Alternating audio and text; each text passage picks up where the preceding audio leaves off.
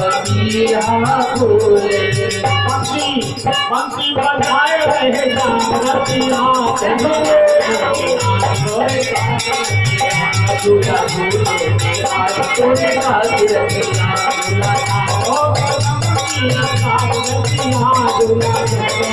आज तोरे साथ रतिया दूल्हा भूले आज तोरे साथ रतिया आज तोरे साथ रतिया।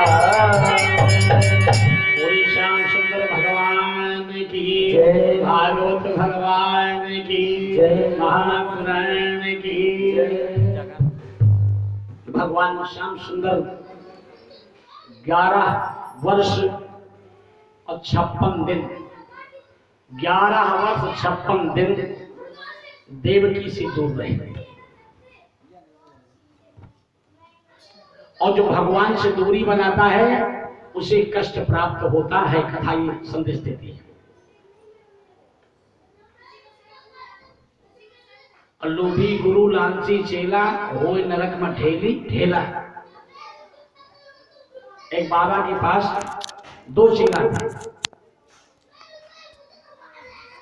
बाबा हो गए बूढ़े। चेला ने सोचा कि बाबा की प्रॉपर्टी बढ़िया मंदिर को चढ़ौका चढ़ता है और चलो ऐसा करें। बाबा की बहुत सेवा किया, सेवा झूठी सेवा की। बाबा ने सोचा कि परीक्षा ले लें दोनों के। 2 फल पकड़ाए दोनों को। काय फल पकड़ो बेटा। काय दोनों लोग फल खा के आओ। दोनों लोग फल क्या क्या हो लेकिन कोई देख ना पाओ। और दोनों चेला गए। जब लौट कर आए बोलो भैया पांडे जी कहा बोलते हम तो नहीं खा पाए। क्यों? काम जहां बढ़ते थे वहीं आपके दर्शन होते थे। दूसरे को बुलाया सुमेर तुम आओ। कहा गुरु जी हमने आने में खा लिया कोई देख नहीं पाया। कहा बस हमारी संपत्ति के अधिकारी पांडे जी। आप पांडे जी को सब जगह हम दिखाई पड़े हैं। तो भगवान सर्वत्र हैं लेकिन सर्वत्र में दिखाई तो पड़े भगवान। सर्वत्र जिसको दिखाई पड़ता उसी को प्रभु की कृपा प्राप्त होती है। सब में भगवान है। कहाँ नहीं भगवान? हमारी आंखों में, हमारे नेत्रों में, हमारे हृदय में, रोम रोम में भगवान बसे हैं। एक एक अंग की महिमा बताई है संतों ने पुराणों के अंदर। भैया देखिए हमारा भाव कैसा होना चाहिए कि आंखों में वो छवि हो।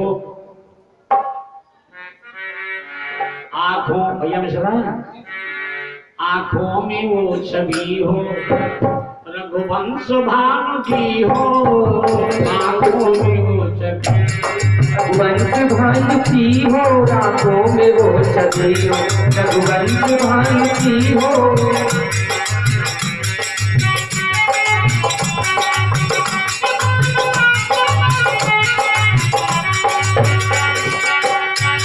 आंखों में वो छवि हो रघुवंश भानु की हो। आंखों में वो छवि हो रघुवंश भानु की हो। और कानों को कथा प्यारी, कानों को कथा प्यारी करुणा निधान की हो। कानों को कथा प्यारी करुणा निधान की हो। करुणा निधान की हो। भगवान ने इंद्रिया बनाई हमारा कान बनाया है बनाया। जगते चरण जहाँ जैन ज्ञान की हो। जगते चरण वहाँ जहाँ कैल ज्ञान की हो। और मन भी वहीं चले, मन भी वहीं चले जहाँ संगत सुजान की हो। मन भी वहीं चले जहाँ संगत सुजान की हो। मन भी वहाँ चले संगत सुजान की हो। मन भी वहाँ चले। श्वासों के साथ मुख से, श्वासों के साथ मुख से ध्वनि राम नाम की हो। श्वासों के साथ मुख से ध्वनि राम नाम की हो।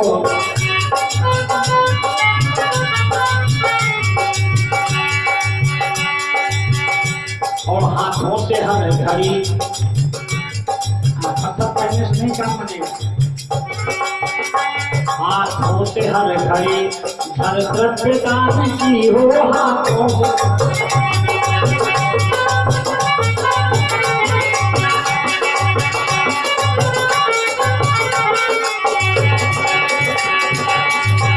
पापी की ओर दृष्टि तब न्यायवान की हो, पापी की ओर,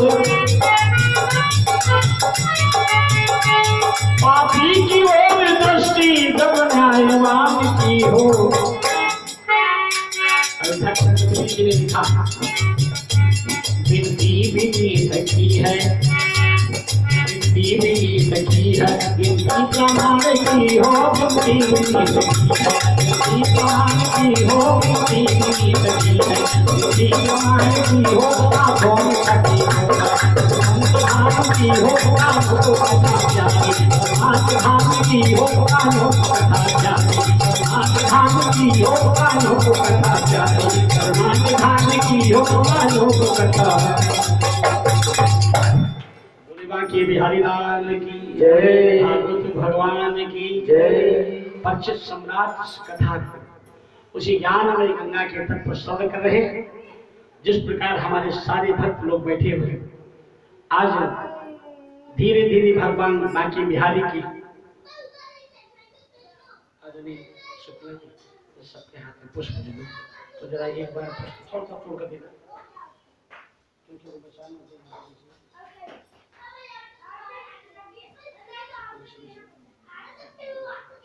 बोलो गोविंद भगवान की जय।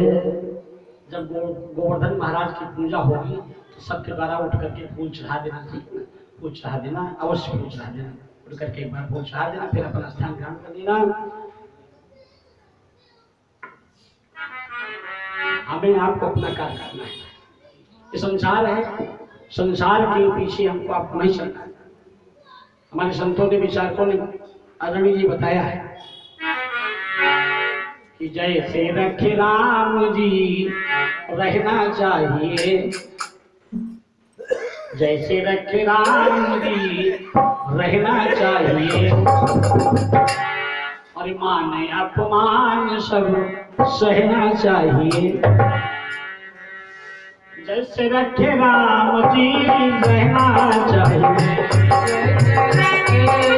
राम जी रहना चाहिए, मान अपमान सब सहना चाहिए, मान अपमान सब सहना चाहिए।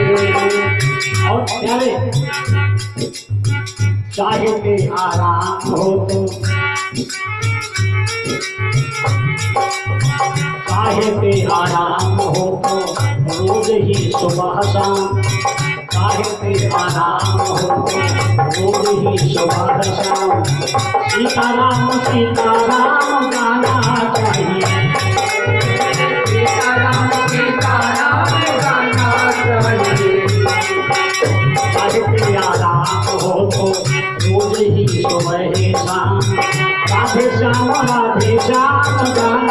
चाहिए, राधे श्याम गाना चाहिए।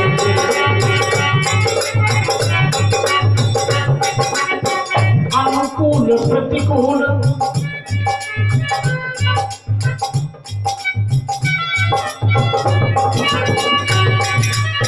अनुकूल प्रतिकूल दोनों ही गुणों के मध्य, लेकिन शब्द ध्यान है, अनुकूल प्रतिकूल दोनों ही गुणों के मध्य, यानी सत्ता राम सदा कहना चाहिए,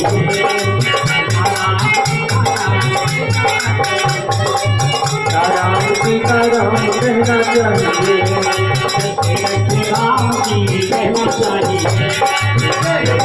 राम जी रहना चाहिए, राम कहना चाहिए, राम जी रहना चाहिए।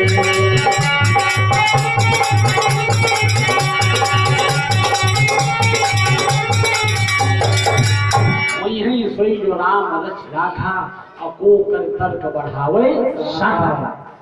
जो परमात्मा करता है वही होता है, वही होगा। हमारे आपके करने से कुछ नहीं होगा, चाहने से भी कुछ नहीं होगा, चाहे जितना यत्न करें। जीव का कार्य प्रयास करना और परमात्मा कार्य करते रहें, और पार लगाना परमात्मा का कार्य। पासे परमात्मा, पासे परीक्षित। परीक्षित ने परमात्मा की सानिध्य ग्रहण किया था, इसलिए परीक्षित को मोक्ष प्राप्त हुआ। अगर परीक्षित की बात हम सब कथा को श्रवण करें तो निश्चित हमारा आपका मोक्ष कथा संदेश देती है। भगवान श्याम सुंदर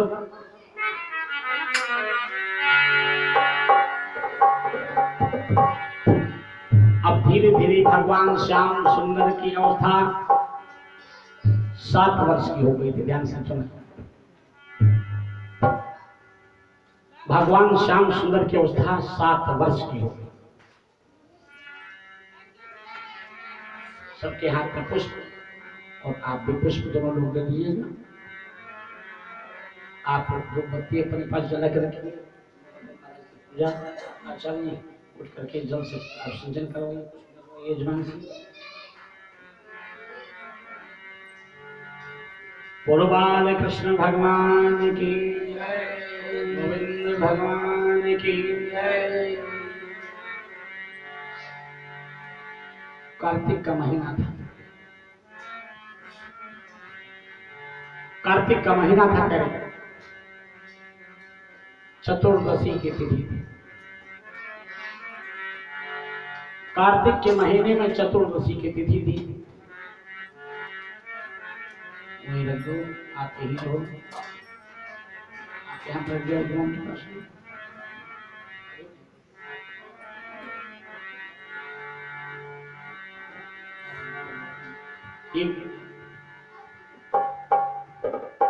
भगवान श्याम सुंदर 7 वर्ष के जब हो गए तो गोवर्धन लीला करते हैं। ये गोवर्धन क्या है, इसकी लीला क्या लीला है, सम्राट परीक्षित गंगा की तरफ श्रवण कर रहे हैं, सुन रहे हैं। आइए हम सब भी इस पुनीत कथा को श्रवण करें।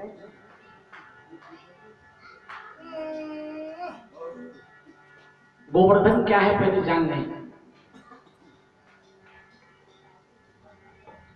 जिस समय राम जी की सेना लंका को जा रहे थे,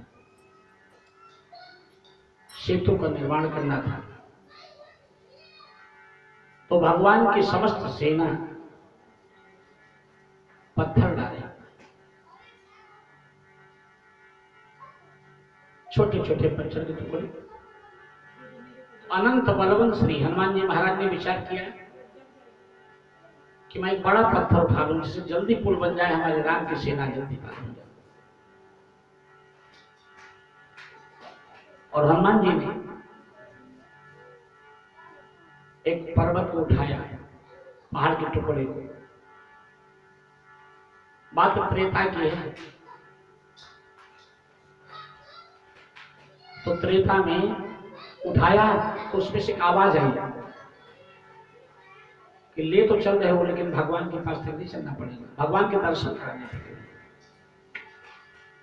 काठी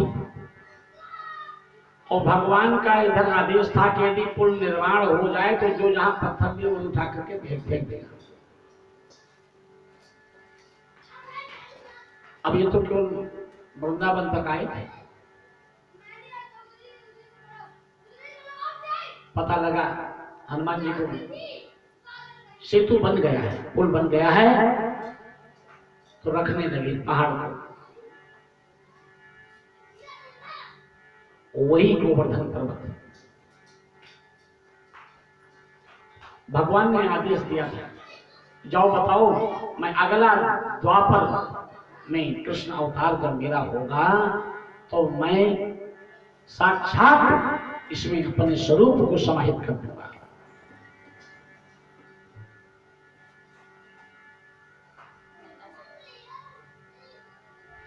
बोलो गोवर्धन भगवान की जय। तो कार्तिक का महीना चतुर्दशी की तिथि थी। एक दिन माता यशोदा अपने यहाँ